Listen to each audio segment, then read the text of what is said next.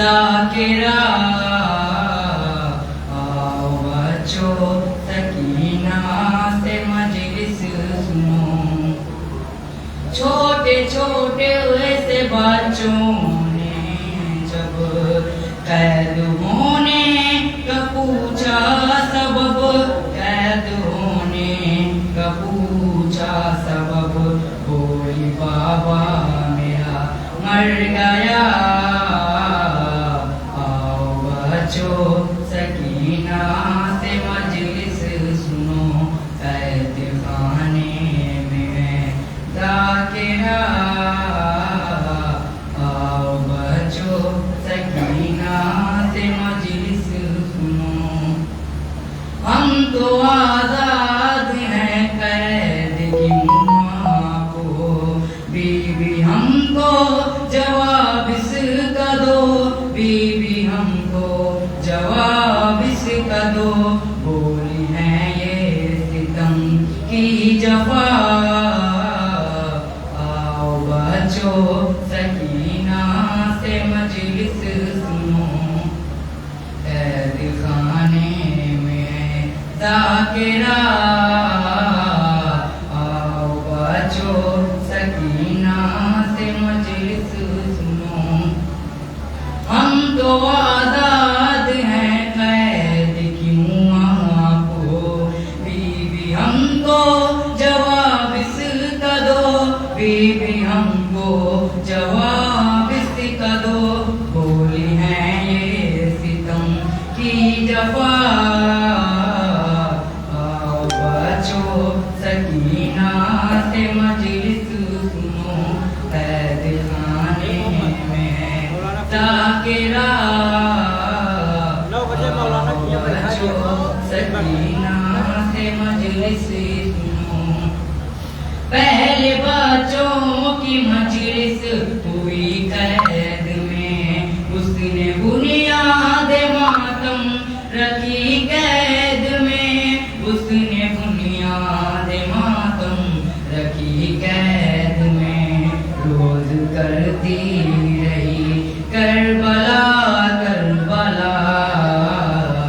آؤ بچوں سکینہ سے مجلس سنو، قید خانے میں ذاکرہ. آؤ بچوں سکینہ سے مجلس سنو.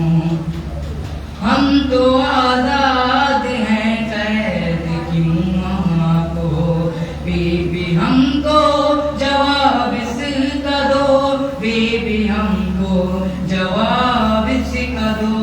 بولی ہے یہ ستم کی جفا. آؤ بچوں سکینہ سے مجلس سنو، قید خانے میں ہے ذاکرہ. آؤ بچوں سکینہ سے مجلس سنو. اللہم صلی علی محمد. خط میں لکھتی ہیں صغرا تڑپ کر، آپ آئے نہیں کیوں برادر. خط میں لکھتی ہیں صغرا تڑپ کر، آپ آئے نہیں کیوں برادر. مرنا جینا ہوا سب برابر. آپ آئے نہیں کیوں برادر. مرج دن رات بڑھتا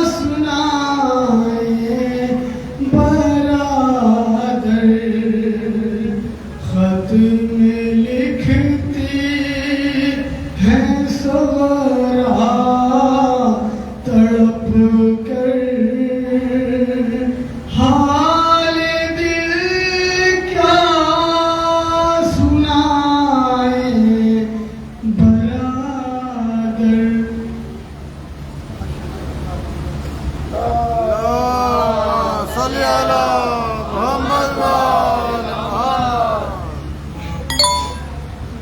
انجمن یادگار حسینی کے جتنے بھی ممبران ابھی ادھر ادھر ٹہل رہے ہیں ان کی خدمت میں بابادب گزارش ہے کہ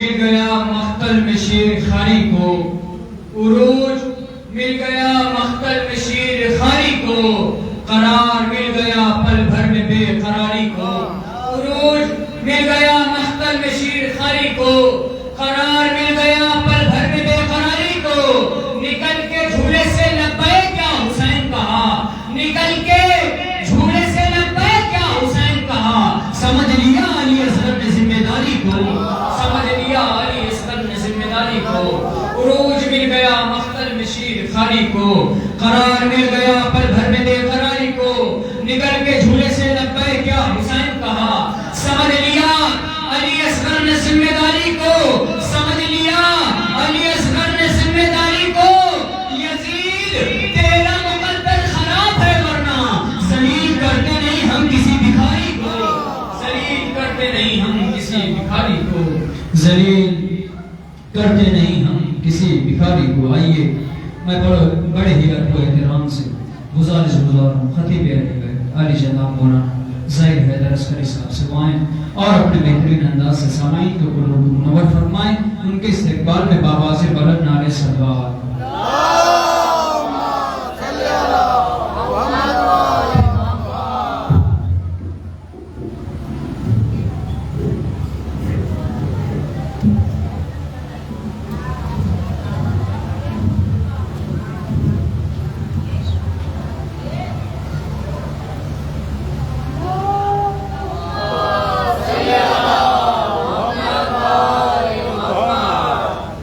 رحم الله من قرأ الفاتحة.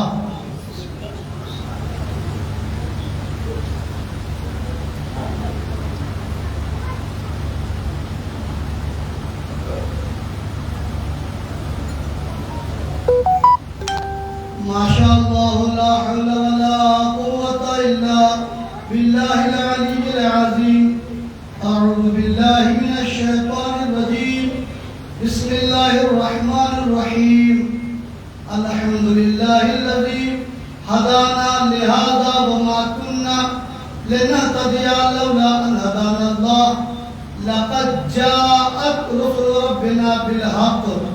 الصلاة والسلام على صاحب الدين والإسلام والحل والحرام والركن والمقام والصلاة والصيام والسجود والقيام والمحبة والإرفان والحجة والبرهان والكتاب والقرآن سيدنا ونبينا وطبيب نفوسنا ومولا ومولى الثقلين جد الحسن والحسين أبي الزهراء محمد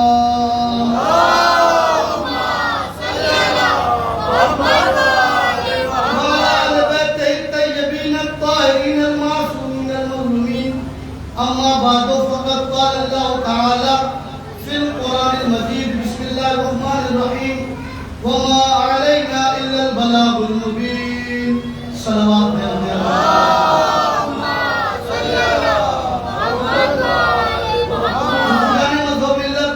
برادران ایمانی کرم ہے حضرات چہاردہ معصومین علیہ السلام کا اور خصوصی صدقہ ہے مادر حسنین بنت جناب رسول الثقلین حورہ انسیہ راضیہ مرضیہ بطول عذرا جناب فاطمہ زہرا سلام اللہ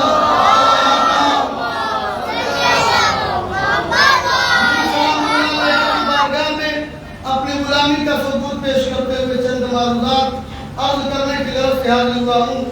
عزیزو اگر دل کو اذیت کا باعث نہ بنے تو ہاتھوں کو جوڑ کے گزارش کروں گا کہ بالکل ادھر چلے آئیں تاکہ مجھ کو بھی لطف آئے پڑھنے کے لیے، ورنہ کہیے تو کل سے انشاءاللہ ممبر ادھر لگوا دیا جائے تاکہ جو حضرات ادھر بیٹھنا چاہیں آسانی کے ساتھ بیٹھ سکے.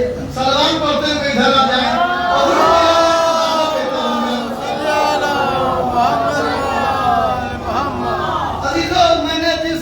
کلمہ کی تلاوت کی. ظاہر سی بات ہے قرآن مجید میں صرف یہی آیت تھوڑی ہے کہ صرف حق پہنچا دو. عزیزوں قرآن مجید مجید کی 6666 آیتیں ہیں. ان آیتوں میں کہیں نماز کا حکم ہے تو کہیں روزے کا حکم ہے تو کہیں زکات کا حکم ہے تو کہیں حج کا حکم ہے, کہیں امر بالمعروف کا حکم ہے تو کہیں نہیں انل منکر کا حکم ہے, کہیں تولا کا حکم دیا گیا ہے تو کہیں تبرہ کا حکم دیا گیا ہے. اسی قرآن مجید میں ماں باپ کے لیے بھی بہت زور دیا گیا ہے, ان کے احترام کو بھی بیان کیا گیا ہے, ان کے حق کا بھی مطالبہ کیا گیا ہے. چنانچہ آپ قرآن مجید اٹھا کے دیکھیں تو قرآن کہہ رہا ہے وَلَا تَقُلْ لَهُمَا اُفٍّ. دیکھو جب تمہارے ماں باپ بوڑھے ہو جائیں اور اگر وہ تمہیں جھڑکے تو تم اف بھی مت کہنا. اور امام جعفر صادق علیہ السلام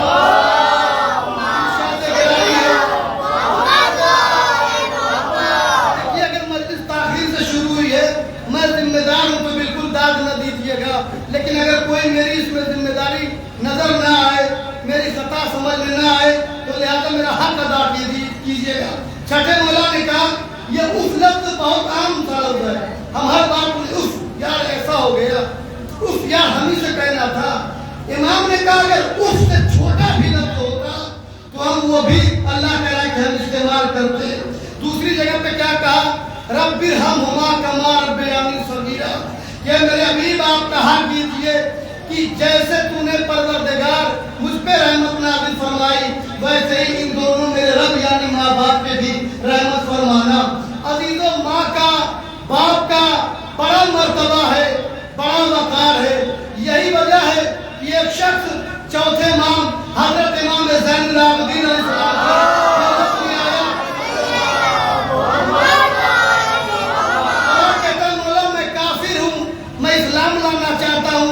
امام نے کہا بالکل اسلام لے آؤ, لیکن کہا میں مجبور ہوں, میری ماں زندہ ہے, وہ اسلام نہیں لائے گی اور میں یہ نہیں چاہتا کہ اسلام آگے بڑھ کے کہہ دے کہ چونکہ تمہاری ماں کافرہ ہے لہذا ماں کی خدمت نہ کرنا.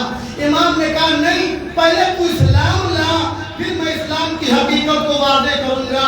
اب اس نے جیسے ہی کلمہ پڑھا لا الہ الا اللہ محمد رسول اللہ علی ولی اللہ, امام نے کہا کتنی ماں کی خدمت کرتا تھا.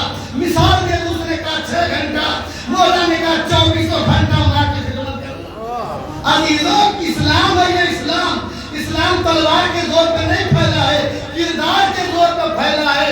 ایک پیغام بتایا کہ جب تم اپنی ماں کی اتنی عزت کرنا تو سوچنا پھر جس کی وجہ سے کائنات میں ماں کا وقار ہے اس ماں کی بھی عزت کرنا. آئیے بات کا وقار سنیے. دعائے مشروع میں آؤں گا, آپ کے مزاج کی باتوں پہ آؤں گا. دعائے مشروع زیادہ نہیں, مسجد کے اندر داخل ہو جائیے, وظائف الابرار اٹھائیے, اس میں ایک دعائے مشروع. توجہ کیجیے گا, یہ دعائے مشروع کو دعائے مشروع کیوں کہا گیا؟ کہا صاحب یہ شل سے بنا ہے. کسی آدمی کو فالج مارتے تو نہیں کہتے ارے مولی صاحب ان کا تو آدھا جسم شل ہو گیا ہے, اسی سے بنا ہوا ہے مشلول. ایک شخص تھا, اس کا باپ جب پیسہ جمع کر کے رکھتا تھا تو وہ آتا تھا دھاندلی کے ساتھ, باپ سے پیسہ چھینتا تھا اور لے جا کے عیاشی میں جوا کھیل کے خرچ کر دیتا تھا. مسلسل یہ واقعہ ہونے لگا. ایک دن واقعہ کیا ہوا کہ دیکھا باپ کے پاس زیادہ پونجی ہے, اس نے باپ کی کلائی پکڑی. باپ نے کہا خبردار میں 1 روپیہ تمہیں دوں گا نہیں. اس نے ایسا اٹھایا کہ باپ کمزور تھا, منہ کے بل باپ گر گیا, ہاتھ ٹوٹ گیا. باپ نے بددعا دے دی. جب باپ نے بددعا دے دی تو اس کا آدھا جسم شل ہو گیا, اس کا آدھا جسم شل ہو گیا. باپ دنیا سے چلا گیا, یہ آدھا جسم جو شل ہو چکا تھا لے کے پیغمبر کے پاس آیا, مولا کائنات کے پاس آیا. کہا یا علی میں بتائیے میرا جسم شل ہو گیا. مولا نے کہا کیا ایسا گناہ کیا کہ تمہارا یہ جسم شل ہو گیا؟ اس نے کہا میں نے اپنے باپ کے ساتھ ایسا ظلم کیا ہے. امام نے کہا جاؤ اور جا کے اپنے باپ سے معافی مانگ لو. کہا میرا باپ اس دنیا میں نہیں ہے. تو کہا قبر پہ چلے جاؤ اور وہاں جا کے باپ کی قبر پہ توبہ کر لو. کہا باپ کی قبر کا بھی مجھے پتہ نہیں ہے. تو امام نے یہ دعا فرمائی.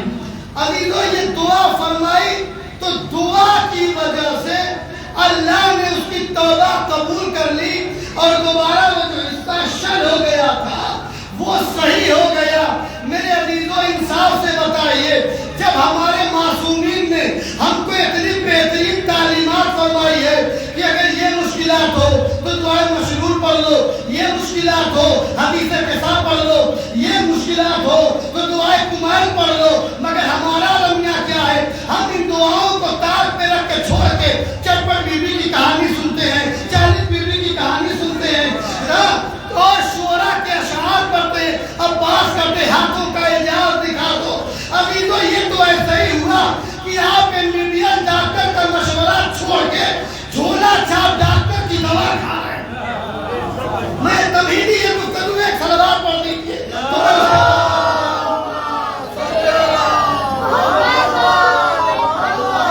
ماں کا مرتبہ۔ آئیے میں آؤں گا اہل بیت کی طرف۔ ماں کا بڑا مرتبہ ہے قرآن میں، باپ کا بڑا مرتبہ ہے۔ عزیزوں ماں باپ کے وقار پر پورا قرآن بھرا پڑا ہوا ہے۔ قرآن ماں باپ کی عظمتوں کی گواہی دے رہا۔ اتنا زیادہ ماں باپ کی اہمیت ہے کہ اگر آپ مستحب نماز پڑھ رہے ہیں، اگر آپ کے ماں باپ میں سے کسی نے آپ کو آواز دے دی تو آپ مستحب نماز توڑ کے ماں باپ کی خدمت میں جائیں گے، لیکن اگر واجب نماز پڑھ رہے ہیں تو خدارا آپ کا یہ حق نہیں بنتا کہ ماں بلائے تو چلے جائیے۔ دیکھیے مستحب نماز پڑھ رہے ہیں تو ماں باپ کی اطاعت کیجیے، واجب نماز پڑھ رہے ہیں تو اللہ اور رسول اور اہل بیت کی اطاعت کیجیے۔ میں کچھ کہنا چاہتا ہوں، دیکھیے ماں کے کہنے پہ، باپ کے کہنے پہ مستحب نماز توڑ دیجیے، لیکن اہل بیت کے کہنے پہ واجب نمازوں کو توڑ دیجیے، تاکہ دنیا کو پتہ چلے جو جسمانی ماں باپ ہیں ان کا وقار اور ہے، جو روحانی ماں باپ ہیں ان کا وقار اور ہے۔ تھوڑا تھکی ہوئی صلوات نہ پڑھیں تو بلند ترین صلوات پڑھنے آتے ہیں۔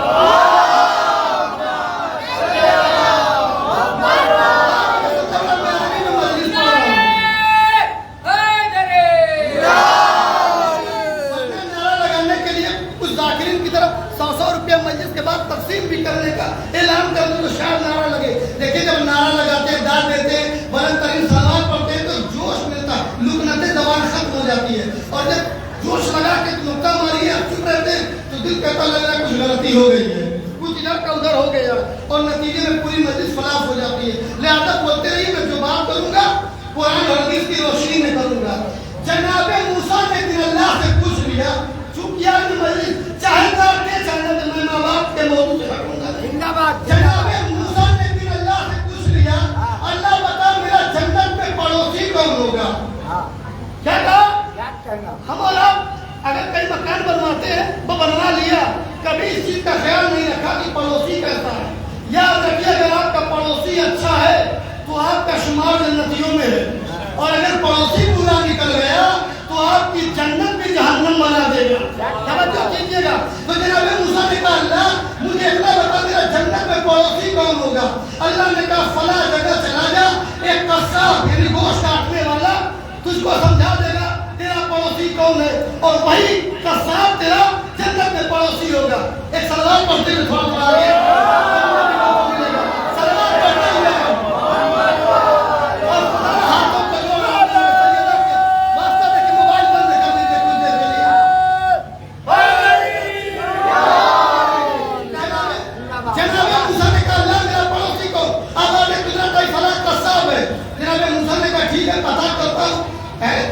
کوئی نمازی ہوتا، کوئی مفتی ہوتا ہے، کوئی ملا ہوتا، کوئی مولانا ہوتا، سمجھ میں آتی یہ گوشت کاٹنے والا چھوٹو بھائی جناب موسیٰ کا پڑوسی ہے نا۔ دیکھیں معاف کیجیے گا، کسی کے حلیے کو لے کے جج مت کیجیے کہ یہ آدمی جنتی ہے کہ جہنمی ہے۔ لباس معیار نہیں ہوتا، نیت معیار ہوتی ہے۔ لباس مت دیکھیے گا، مولانا تو بڑا صاف ستھرے ہیں، اندر کتنے گندے ہیں یہ اللہ جانتا ہے۔ لہذا لباس پہ نہ جائیے گا، کردار پہ جائیے گا۔ اب جناب موسیٰ نے، میرے بھائی تھوڑا معذرت مجلس ہو رہی ہے، تھوڑا دھیان دیجیے۔ جناب موسیٰ نے جھولا اٹھایا، چلے گئے میری طرف گوشت لینے کے لیے۔ جب قصاب کی دکان میں پہنچے کہا بھیا 1 کلو گوشت۔ پھر کہا کیا تم مجھے اپنا مہمان بنا سکتے ہو؟ کہا کافی دن سے کوئی مہمان نہیں آیا ہے۔ بڑی خوشی ہوئی کہ آپ مجھ قصاب کیا مہمان بنیں گے۔ کہا تھوڑا سا اجازت دیجیے میں گوشت کاٹ کے فروخت کر لوں پھر اپنے گھر لے کے چلتا ہوں. اس نے گوشت کاٹا 1 کلو منہ چچا کو 2 کلو مرتضیٰ صاحب کو سب کو بانٹا. بانٹنے کے بعد پیسہ لیا کہا چلیے گھر. اب لے کے گھر آیا ان کو بٹھایا تخت پہ پانی جناب موسیٰ کو دیا. اب اس کے بعد جناب موسیٰ پانی پی رہے تھے. اسی اثنا میں کیا دیکھا کہ وہ قصاب ایک بڑا سا گٹھل اونچائی سے اتار کے زمین پر لے آیا اور اسے کھولا تو دیکھا اس میں بوڑھی عورت لیٹی ہوئی ہے بڑے سے گٹھل میں. تو جناب موسیٰ بڑے حیرت سے دیکھ رہے. پوچھا یہ کون ہے؟ کہا یہ میری ماں ہے.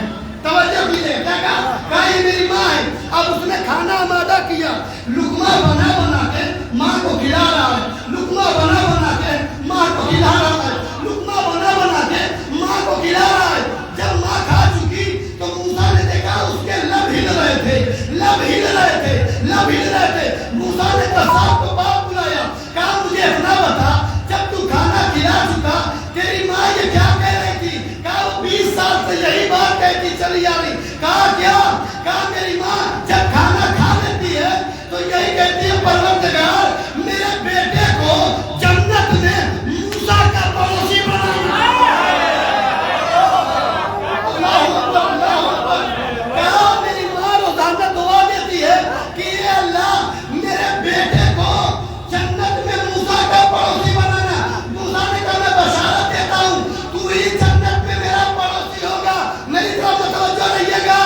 جو اپنی ماں کو راضی کر لے وہ موسیٰ کا جنت میں پڑوسی ہوگا. تو جو سردار جنت کی ماں کو راضی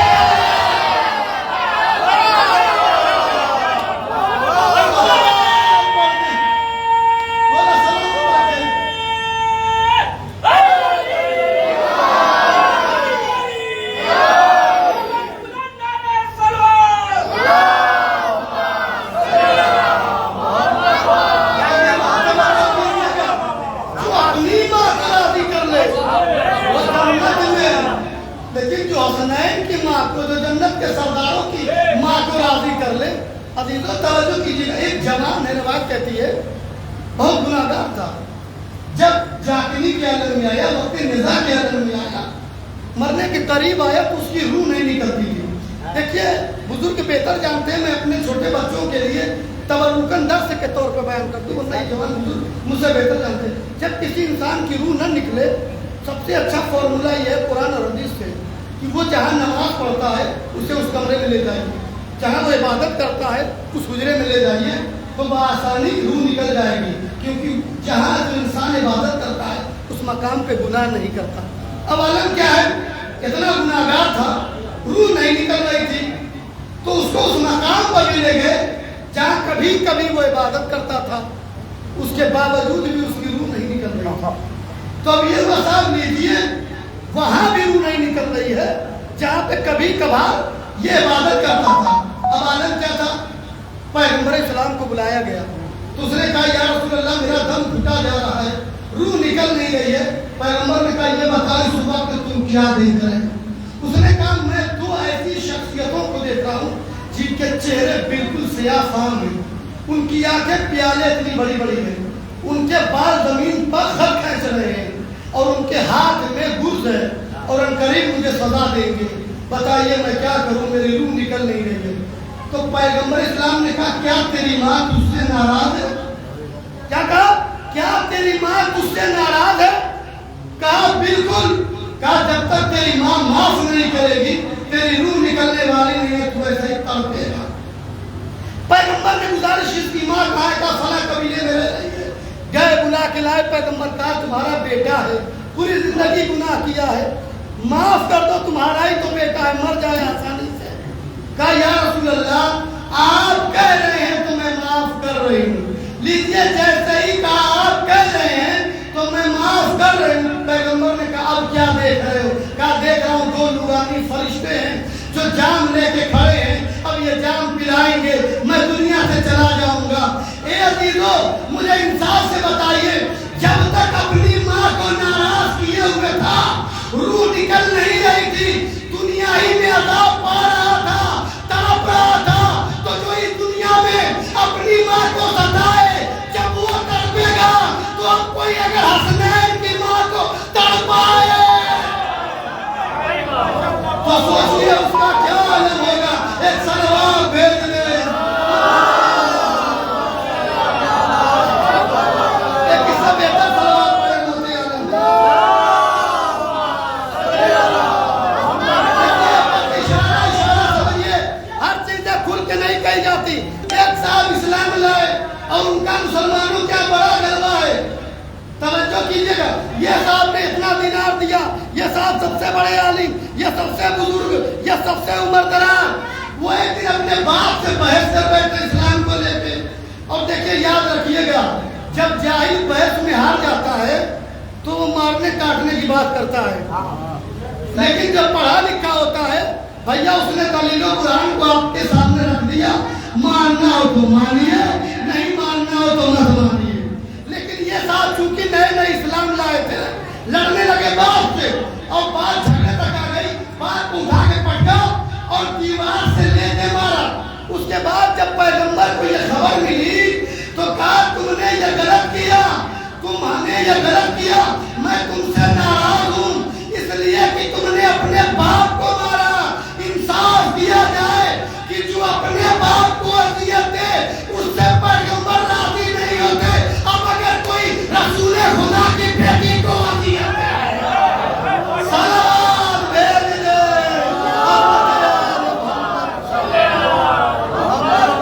کسی بیٹا سلام پڑے موتی عالم ہوں.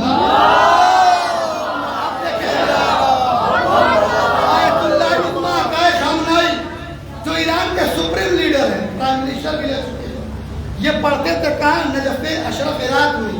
ان کو جب پتا چلا کہ میرے والد محترم اس وقت تعلیل ہے تو انہوں نے نجف اشرف کو چھوڑا اور چھوڑنے کے بعد ایران واپس آ گئے. ان کے والد نے کہا بیٹا میں نے تم کو بھیجا تھا پڑھنے لکھنے کے لیے, تم کہاں چلے آئے؟ کہا بابا بس چلا آیا ہوں آپ کی خدمت کے لیے, کیونکہ آپ کے آگے پیچھے ہے نہیں. اگر کوئی حادثہ پیش آ گیا میں تو نجف میں رہوں گا, آپ کی تیمارداری کون کرے گا, دیکھ بھال کون کرے گا. باپ کے منہ سے دعا نکلی, بیٹا گھبرانا نہیں, اللہ تمہیں بہت ترقی دے گا. اتنی ترقی دی کہ یہی بچہ ترقی پاتے پاتے ایران کا پرائم منسٹر بن گیا.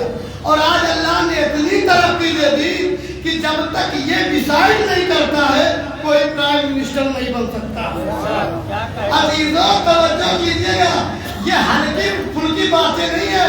یہ پیغمبر نے بیان کیے کہ باپ کی پیشانی چوم لو جنت مل جائے گی, ماں کے قدموں کا بوسہ لے لو جنت مل جائے گی. دیکھیں دنیا کے ہر انسان کی آخری بات کہہ رہا ہوں کیونکہ دو جگہ تم نے جانی ہے, تھوڑا سا حوصلہ بڑھا دیجیے گا. دنیا کے ہر انسان کی جنت ماں کے قدموں کے نیچے ہے. کہاں بیٹھے ہیں, کہاں بیٹھے ہیں, انشاءاللہ بھی یہ خاموشی ٹوٹے گی. دنیا کے ہر انسان کی جنت ماں کے قدموں کے نیچے ہے اور جنت کے سرداروں کی بھی جنت ماں کے قدموں کے نیچے ہے. سلام بھیج دے.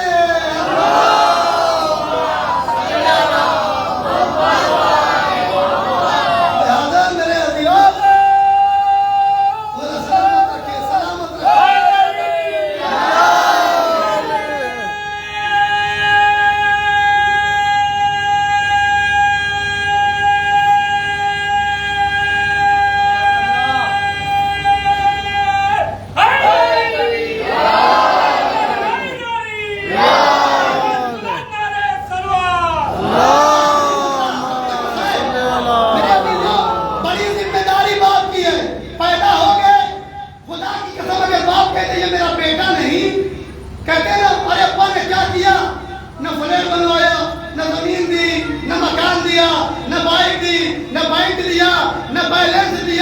ارے باپ نے اپنا نام دے دیا, یہی بات ہے. اپنا معاشرے میں چہرہ دکھانے کے لیے اگر کسی کا بچہ اگر غلط ہوں تو ٹوک دیجیے گا. دیکھیے باپ نے پیدا کیا, توجہ کیجیے گا میری مائیں بہنیں سنیں, اگر دل میں تھوڑی سی بھی میرے لیے عزت ہو تو میرے حق میں دعا کر دیجیے گا, کیونکہ آپ سید ذاتی ہیں. آپ دعا کریں گے تو اللہ میرے علم میں اضافہ کرے گا. دیکھیے باپ کی یہ ذمہ داری ہے کہ بچہ پیدا ہو گیا تو کفالت کرے, بچہ پیدا ہو گیا اسے اسکول میں ڈالے, بچہ پیدا ہو گیا اسے تربیت دے, بچہ پیدا ہو گیا اس کے لیے مکان بنوائے, بچہ پیدا ہو گیا زمین کا اہتمام کرے, مکان کا اہتمام کرے. सवेरे अच्छी पोजीशन पर बेटे को ले जाए। मेरी बातों को तवज्जो के साथ सुनिएगा। बच्चा पैदा हो गया, नमाजी बनाए। बच्चा पैदा हो गया, बाप की जिम्मेदारी है रोजेदार बनाए। बच्चा पैदा हो गया, बाप की जिम्मेदारी है की मार्फत करवाए। एक जुमले में सुनिए, बाप की जिम्मेदारी है कि बच्चे को दीदार बनाए, माँ की जिम्मेदारी है कि बच्चे को अदादार।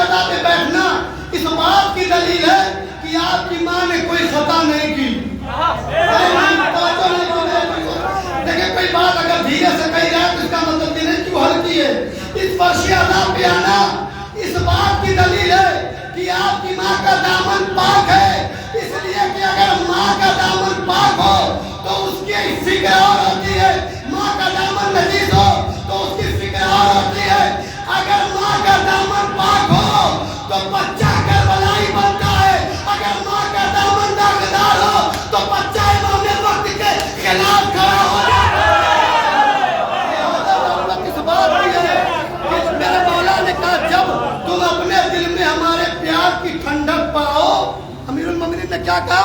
जब अपने दिल में हमारे प्यार की ठंडक पाओ तो अपनी माँ की अजमत को सलाम करो, अपनी माँ के हाथों का बोसा लो, अपनी माँ के कदमों का बोसा लो, इसलिए कि यही माँ है जिसने तुम्हें मुआशरे में जीना सिखाया।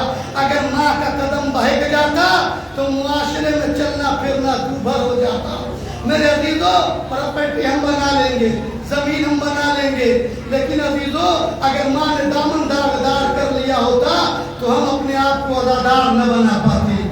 अजीजों, करबला की माँ को देखिए, अगर कभी इमाम हुसैन पर इस दुनिया में मुसीबत आ जाए, अब इसका मतलब मुसीबत का मतलब क्या मौला चलेगा, मसलन करबला पे, अदादारी पे, और अगर आपकी माँ या हुसैन की पट्टी पेशानी पर बांध के कहे बेटा खुदा हाफिज, तो समझ लेना तुम्हारी माँ ने करबला से दर्द दिया। अजीजों, आज 2 मुहर्रम हो गई है, रोने के लिए यही काफी है जुमला कि इमाम हुसैन वारिदे करबला हो गए। अदादारा मजलूम करबला में सैर हासिल गुफ्तगू नहीं कर पाया, मगर मेरे अजीजों मुझे बहुत माफ़ कीजिएगा, इसलिए कि 2 जगह अंजुमने जानी है और माशाअल्लाह से जनाब मुर्तज़ा हुसैन साहब के अभी मजलिस बर्पा होनी है। बस जल्दी जल्दी ये सुन लीजिए फिक्रा कि आज 2 मुहर्रम में हुसैन वारिदे करबला हो गए। इमाम हुसैन का घोड़ा आगे बढ़ने से इनकार कर गया। इमाम हुसैन ने एक नहीं 7 घोड़े बदले।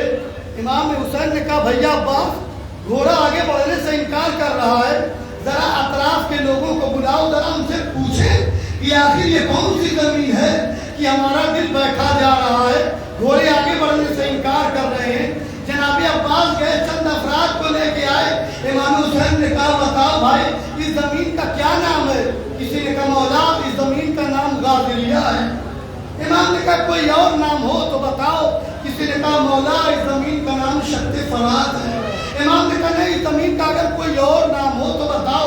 किसी ने कहा मौला इस जमीन का नाम नैनवा है। अब इमाम ने कहा नहीं नहीं, अभी तुमने वो नाम नहीं बताया। इसी असना में देखा कि 90 साल का बूढ़ा जो कमर खमीदा था, हमें लड़ती हुई थी, दाढ़ी बिल्कुल सफेद हो चुकी थी, वो असा का सहारा लिए हुए करीब हुसैन आया, कहा इस जमीन का नाम करबला।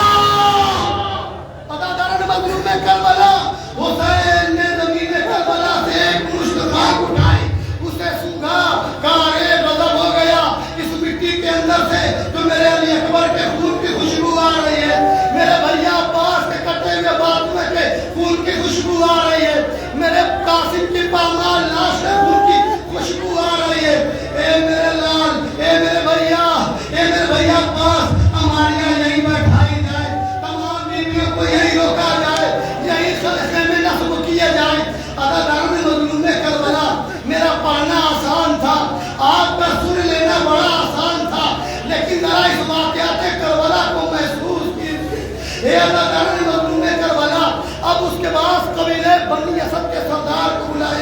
کہا تم یہ زمین بیچو گے؟